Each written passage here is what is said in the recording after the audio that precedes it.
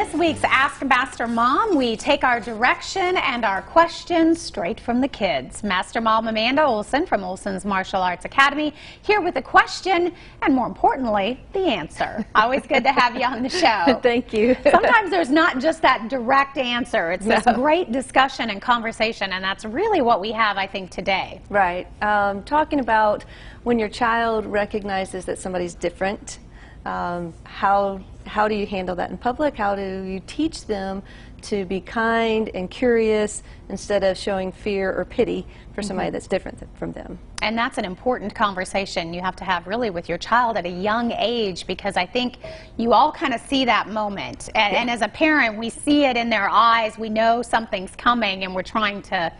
So how can you prepare for something like that? Well, you can start, obviously at a young age, which is very helpful, to prevent any type of awkward situations or a child feeling like they did something wrong.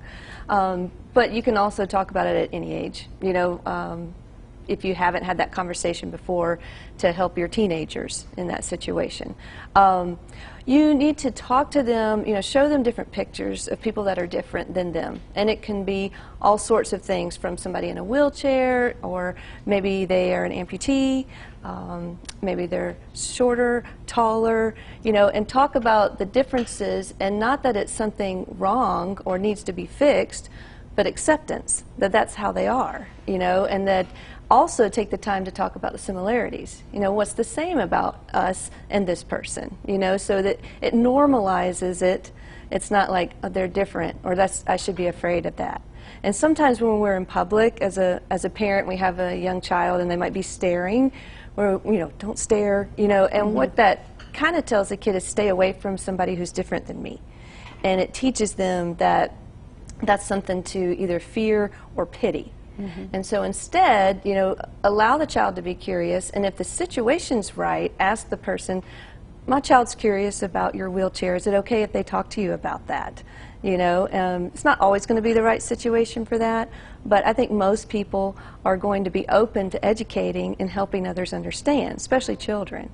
The question that I got asked a couple of weeks ago was a little girl, and I was helping her in the martial arts class, and I do have a scar. It's pretty noticeable that you can see in my uniform, and she said, "Is that a scar?" And I said, "Well, yes, it is." And she looked at it, and then she pulled up her sleeve and said, "I have one too," and just smiled. And I thought that acceptance, and that, hey, we're the same, we have something alike, even though somebody else maybe look at that as a negative moment, it was a very positive moment for me and for her.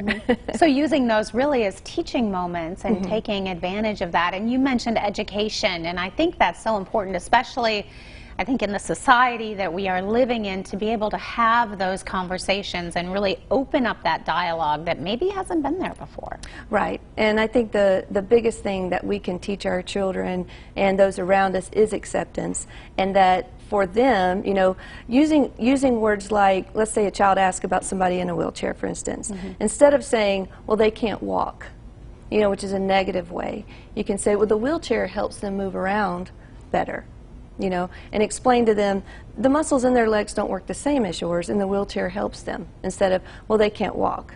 And then that gets, that's a negative, sad, pity time, and it's not what that person needs, and it's not what the child needs. So rethinking sort of the way that we communicate, and our kids are so smart. When you have those conversations, it's just amazing at the response. If you let them sort of get out their train of thought, right, it's amazing what they see and how they see the world. That's, they're very perceptive, and they perceive our mood, and if we're showing fear and like, well, they're different, then they're going to think that that's the way they're supposed to feel. So we have to kind of educate them by our own actions. Yeah. It's amazing, as adults, we sort of all need to kind of step back and think about the way we've done these for so long, because that's just how we've, come up with our ideas and behaviors. Yeah, or maybe the way we were taught, or, we can take this time to educate, increase our own knowledge, and then pass that on to our kids. I mean, for me, and I know for you too, we always want our kids to do better than we have. Yes. And education is a great way to do that. Well, as always, wonderful topic, great discussion. Thank you so much. You're very we'll give welcome. everybody, if you have a question, askmastermom.com. She takes them from adults as well as the kids, Yes, right? absolutely. All right, and you can always find her at Olson's Martial Arts Academy here in Johnson City. We'll be right back. The preceding portion of Daytime Tri-Cities was sponsored by